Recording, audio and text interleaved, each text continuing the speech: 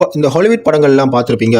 American ஆர்மியோ இல்லாட்டி UK இந்த western countries ஆர்மியை வந்து ரொம்ப பவர்ஃபுல்லா காட்டியிருப்பாங்க. ஒரு பேட்டலுக்கு போனா அவங்க தான் ஜெயிக்கிற மாதிரியும், அவங்கள மிஞ்சின ஆக்கள் இல்லை இந்த மாதிரி அவங்களுக்கு சப்போர்ட் ஏர்ஃபோர்ஸ் வரும், நேவி வரும், நிறைய எக்யூப்மெண்ட் வச்சிருப்பாங்க, புது புது வெப்பன்ஸ் வச்சிருப்பாங்க. இந்தியன் ஆர்மியை வந்து எந்த ஒரு வெஸ்டர்ன் கண்ட்ரி படங்கள்லயோ இல்லாட்டி ஹாலிவுட் படங்கள்லயோ இந்தியன் ஆர்மியை வந்து அவ்வளவு பெருசா காட்டியிருக்க மாட்டாங்க பவர்ஃபுல்லா. ஆனா இந்தியன் ஆர்மி வந்து அவ்வளவு சலாச்சவங்க இல்ல. உதாரணத்துக்கு எடுத்துக்கிட்டீங்கன்னா லோங்கவாலா யுத்தத்துல கிட்டத்தட்ட 100 இந்தியன் சோல்ஜர்ஸ் பாகிஸ்தானோட வெல் எக்யூப் பண்ண 3000 சோல்ஜர்ஸ் எதிர்த்து போராடி இருக்காங்க. அதுல டேங்குகள் அடங்கும், ஆர்டிலரிஸ் அடங்கும் அப்படின்னு சொல்லி நிறைய கனரக வாகனங்களோட வந்த 3000 பேர் கொண்ட படைய வெறும் 100 இந்திய சோல்ஜர்ஸ் எதிர்த்து நின்று பாகிஸ்தான் ஆர்மியை ஓட ஓட விரட்டி அடிச்சிருக்காங்க. அவங்க அதை எப்படி செஞ்சாங்கன்றதை தான் நாங்க இன்றைக்கு இந்த வீடியோல பார்க்க போறோம். வாங்க முழுசா பார்த்துடலாம்.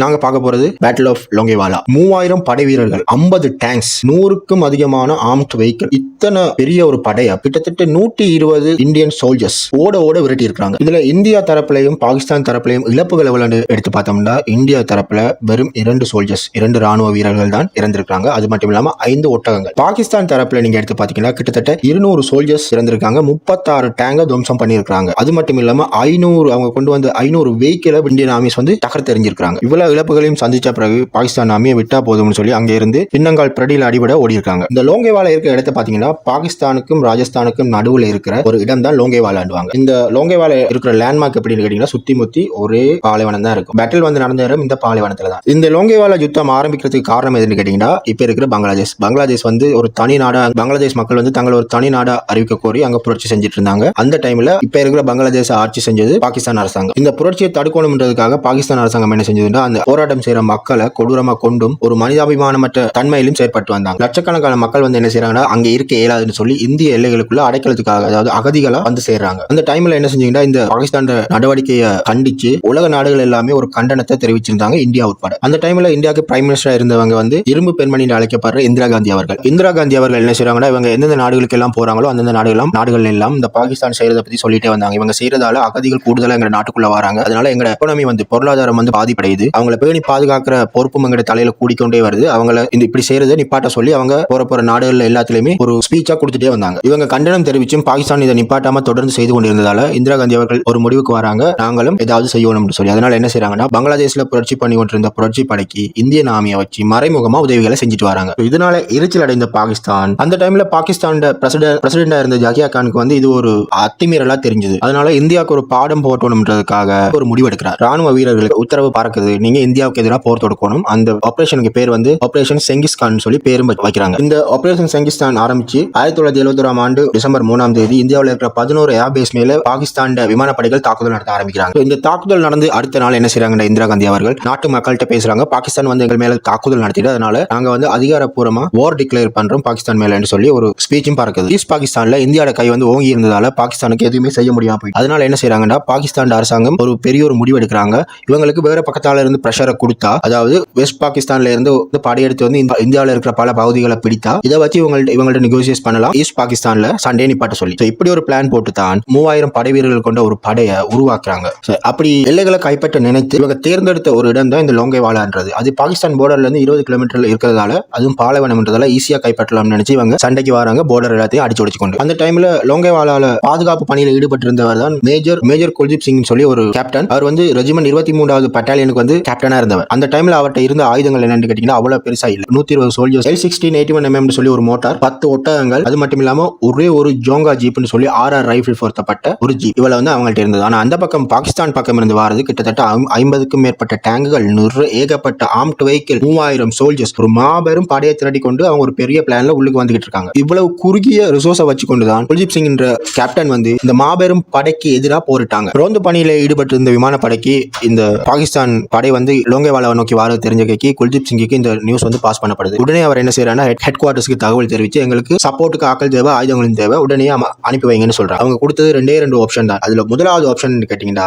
உங்களுக்கான படைகளும் சப்போர்ட்டும் வர்றதுக்கு கொஞ்சம் காலதாமதமாகும், அது வரைக்கும் நின்று சமாளிக்க. அப்படி இல்லையா, அந்த இடத்தை விட்டு உங்களுக்கு பாதுகாப்பா இருக்கிறதுக்காக ஒரு பேக்கப் இடம் இருக்கு, அந்த இடத்துக்கு போயிருங்க, எங்கட படைகள் வந்த பிறகு எல்லாரும் ஒரு பெரிய படையை திரட்டி திருப்பி போயிட்டு நாங்க போராடுவோம்னு சொல்றாங்க. ஆனா இந்த குல்தீப் சிங் என்ன செய்யறாருன்னா முதலாவது ஆப்ஷனை கையில் எடுக்கிறார். இங்கதான் இந்தியன் சோல்ஜர்ஸோட நாட்டுப்பற்று வந்து தெளிவா தெளிவா எங்க எல்லாருக்கும் தெரியுது. இதுவே பாகிஸ்தான் வீரர்கள் இருந்தா 120 பேர் வச்சுக்கொண்டு இந்த 3000 பேரை சமாளிக்க இயலாதுன்னு சொல்லி போட்டு ஓடி இருப்பாங்க. ஆனா இவங்க தங்களோட உயிரே போனாலும் பிரச்சனை இல்ல, வந்தா பாத்துக்கலாம்னு சொல்லி போட்டு 120 பேரும் தயாராகிறாங்க சண்டை. இதெல்லாம் நடக்கிறது நைட்ல. அதுக்கான வியூகத்தையும் வகுத்து அவங்க எல்லாம் ரெடியா இருக்கிறாங்க. இவங்களோட மனநிலை எப்படி இருக்குண்டா, செத்த நாட்டுக்காக சாகணும், இல்லையா வந்து அவ்வளவு பேரையும் அடிச்சு விரட்டணும், இதுதான் அவங்களோட மனநிலை. அது மட்டும் இல்லாம இவங்க என்ன செய்யறாங்கன்னா, அவங்க வாரத கொஞ்சம் ஸ்லோ பண்ணணும்ன்றதுக்காக கண்ணி வெடிகளை புதைக்க ஆரம்பிக்கிறாங்க. அதுவும் மிகவும் அவசரமா. அப்படி புதைக்கும் போது அதுல ஒரு வீரர் வந்து உயிரிழந்துடுறார். அப்படி உயிரிழக்கும் போது இங்க இருக்கிற 120 பேருக்கும் தெரியுது, நாங்க அவசரப்படுறோம், நிதானம் இல்லாம இருக்கிறோம், நிதானமா நின்று போராடணும்ன்றதுக்காக இவங்க எல்லாருமே நிதானமாகறாங்க. முதலாவது குல்தீப் சிங் கிட்ட இருந்து லிமிடெட் ரிசோர்ஸ், சோ அவர் நினைக்கிறார் இந்த ரிசோர்ஸ் எல்லாம் சரியா பயன்படுத்தணும், எந்தவித மிஸ்டேக்கும் இல்லாம பயன்படுத்தணும் என்று மிகவும் கவனமா ஒவ்வொரு ஸ்டெப்பையும் எடுத்து வச்சு கொண்டிருக்கிறார். அந்த டைம்ல பாகிஸ்தான் வீரர்கள் என்ன செய்யறாங்கன்னா, கண்ட மாதிரி சுட்டுக்கொண்டு முன்னேறி வந்து கொண்டிருந்தாங்க. ஆனா இந்த பாகிஸ்தான் வீரர்கள் எவ்வளவுதான் சுட்டாலும் இந்தியா வீரர்கள் தருணத்துக்காக காத்திருந்தாங்க. அதாவது அவங்க எவ்வளவு உள்ளுக்கு வராங்களோ அவ்வளவுக்கு அவ்வளவு இவங்களுக்கு சான்ஸ் அதிகம் சொல்லி எல்லாரையுமே உள்ள வர வச்சு கொண்டிருந்தாங்க. சரியா பாகிஸ்தான் பட ஒரு 100 அடி தூரத்துக்கு வரைக்கே இவங்க எல்லாரும் ஷூட் பண்ண வலிக்கிறாங்க. இருட்டுன்றதால இரண்டு பக்கத்திலயுமே நைட் விஷன் இல்ல. அங்க இருந்து வர துப்பாக்கி அந்த வெளிச்சமும் தீப்பொறிகள் வெளிச்சத்தை வச்சுதான் எல்லாருமே சண்டைப்பட்டு கொண்டிருந்தாங்க. இந்த பாகிஸ்தான் வீரர்கள் இவ்வளவு நேரம் நச்சிட்டு இருந்தாங்க. ஒரு மாபெரும் படை தான் அந்த பக்கம் நின்று எங்களை தாக்கி கொண்டிருக்குன்னு சொல்லி கொஞ்சம் அந்த இடத்துல கொஞ்சம் ஸ்லோ ஆனாங்க. அப்படி அவங்க ஸ்லோ பண்ணும்போது இது சரி வராது, இன்னும் வேகமா அதிக தாக்குதலை நடத்தணும்ன்றதுக்காக மிகவும் வேகமா முன்னேறி வராங்க. அப்படி முன்னேறி வரும்போது அங்கிருந்த காவல் வேலிகளை பாக்குறாங்க. அந்த காவல் வேலிகளை பார்த்த இவங்க யோசிக்கிறாங்க, அது ஃபுல்லா ஒரு மைண்ட் ஃபீலா இருக்கும்னு சொல்லி அந்த இடத்துல ஒரு சிறிது நேரம் நிக்கிறாங்க. இது வந்து இந்திய படைக்கு ஒரு பெரிய பிளஸ் பாயிண்டா மாறுது. அந்த வேலியை கண்டு நிக்கிறத பார்த்த குல்தீப் சிங் என்ன செய்யறாண்டா, தன் படைகள்கிட்ட சொல்றாரு, தாக்குதலை வந்து அதிகப்படுத்தி வேகப்படுத்துங்க. அது மாதிரியே இந்திய ராணுவமும் சரமாரியா தாக்குறாங்க பாகிஸ்தான் ராணுவத்தினும். பாகிஸ்தான் ராணுவத்துல அவங்களோட பிளான் வந்து ஒரு 3-4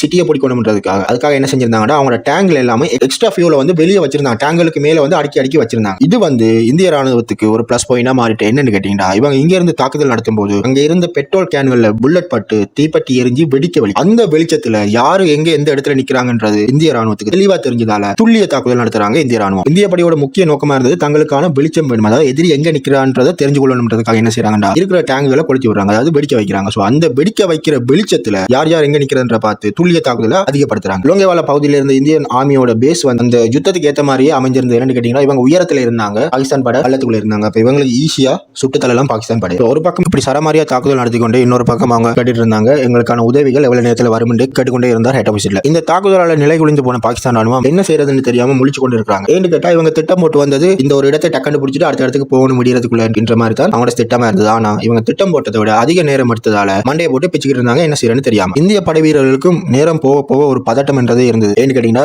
இந்த சண்டை ஆரம்பிச்சது இரவு 12 இருந்து 1 மணிக்குள்ள. அந்த டைம்ல பாத்தீங்கன்னா பாலைவனத்துல கும் இருட்டா தான் இருக்கு, எந்த ஒரு வெளிச்சமுமே இருக்காது, யார்ட்டையுமே நைட் விஷனும் இல்ல. விடியற டைம்ல என்ன செய்யும்டா, சூரிய வெளிச்சம் வந்த கைக்கு இந்த பக்கம் இருக்கிற இந்திய ராணுவத்தினோட படைபலம் வந்து பாகிஸ்தான் வீரர்களுக்கு தெரிஞ்சிடும். ஏன்னு கேட்டீங்கன்னா, இவ்வளவு நேரமும் பாகிஸ்தான் வீரர்கள் அந்த பக்கம் ஒரு பாரிய படை இருக்குன்னு நினைச்சுதான் கொஞ்சம் மெதுவா ஜோச்சு தாங்கி சண்டை போட்டு இருந்தாங்க. சோ அந்த தயக்கம் வந்து இந்த இந்தியா வீரர்களுக்கு வந்து ஒரு பிளஸ் பாயிண்ட் அமைஞ்சதால ஈஸியா அடிச்சு கொண்டு இருந்தாங்க. ஆனா விடிஞ்சு சூரிய ஒளி பட்டதுண்டா இவங்க எத்தனை பேர் இருக்கிறாங்கன்னு தெரிஞ்சு இவங்க தங்களோட முழு பலத்தையும் இறக்கி அந்த இடத்தை அடிக்க வலிக்கிட்டுருவாங்க. அந்த ஒரு பயம் இருந்து கொண்டே இருந்தது இந்த இந்திய ராணுவ வீரர்கள். அப்படி பதட்ட நிலையில் இருந்த சோல்ஜர்ஸுக்கு குல்தீப் சிங் வந்து ஒரு அறிவுரை கொடுக்கிறார். முடிஞ்சா வெற்றி கோடி இல்லாட்டி எல்லையை காக்கிறதுக்காக செத்து மணிஞ்சம்னு ஒரு பேர் வரும்னு சொல்லி சரமாரியா உயிரை கொடுத்து போராடி கொண்டிருந்தாங்க இந்த இந்தியன் ராணுவ வீரர்கள். அந்த டைம்ல தான் சூரியன் கொஞ்சமா உதிக்க வலிக்கிடுது. அப்படி உதிக்கும் போது இரு தரப்புக்கும் தெளிவாவே விளங்குது தங்களோட நிலைமை என்னன்னு. பாகிஸ்தானுக்கு அதிர்ச்சி, கொஞ்சம் பேர் தான் அந்த இடத்துல இருக்கிறாங்கன்னு சொல்லி ஒரு பக்கம் அதிர்ச்சி பாகிஸ்தான் வீரர்களுக்கு, இன்னொரு பக்கம் இந்திய வீரர்களுக்கு மிகப்பெரிய சந்தோஷம்.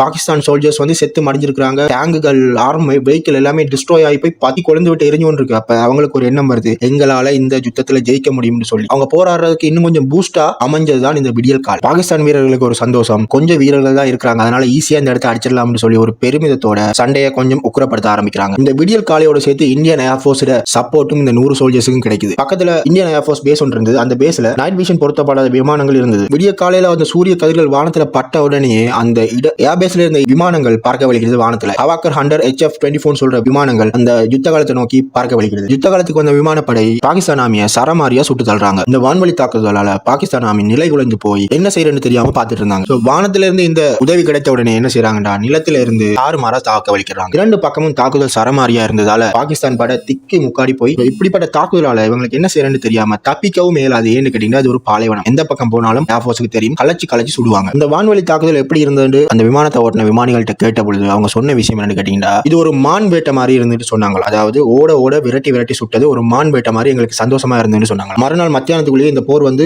இந்திய ராணுவம் வின் பண்ணுது. பாகிஸ்தான் வீரர்களால இந்திய படையோட தாக்குதலை சமாளிக்க முடியாம பின்னங்கால் பிரடியில் அடிபட அலதறிக்க ஓடினாங்க அந்த இடத்தை விட்டு. இந்த தாக்குதல பாகிஸ்தான் ராணுவத்தில் கிட்டத்தட்ட 36 டேங்குகள் வந்து டிஸ்ட்ராய் பண்ணிட்டாங்க. Indian army. அதுல 24 டேங்க் வந்து விமானப்படை அழிச்சது. மீதி இருந்த 12 தான் அந்த இரவு நடந்த சண்டேல அந்த 120 சோல்ஜர்களும் தாக்கி அழிச்சது. அந்த போர்ல வந்து பாகிஸ்தான் சோல்ஜர்ஸ் கிட்டத்தட்ட ஒரு 200 இருந்து 250 நபர்கள் வந்து இறந்திருப்பாங்க. அதிகமான ஆர்ம்ட் வெஹிக்கிள் வந்து இழந்தாங்க. சில பல வெஹிக்கிள்களை அப்படியே விட்டுட்டு ஓடி இருக்காங்க பாகிஸ்தான் வீரர்கள். போர்கள் எல்லாம் வந்து முடிவடையும் பொழுது பங்களாதேஷ் என்ற ஒரு தனி நாட்டை இந்தியா உருவாக்கி கொடுக்குது.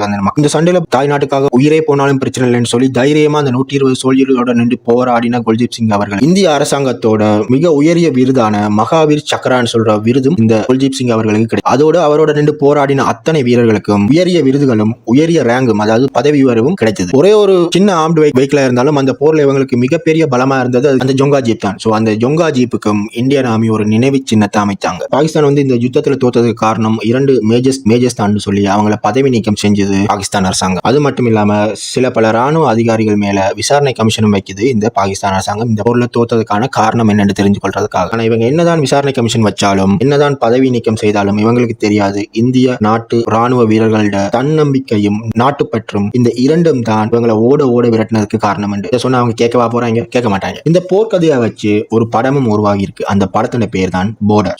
இதுதான் வந்து பேட்டில் ஆஃப் லோங்கேவாலாவோட கதை. இந்திய வீரர்களோட இந்த சாகசத்தை பத்தி நீங்க என்ன நினைக்கிறீங்கன்றத கமெண்ட் பாக்ஸ்ல சொல்லுங்க. இந்த வீடியோ உங்களுக்கு யூஸ்ஃபுல்லா இருந்திருக்கும் என்று நம்புறேன். வீடியோ பார்த்ததுக்கு நன்றி.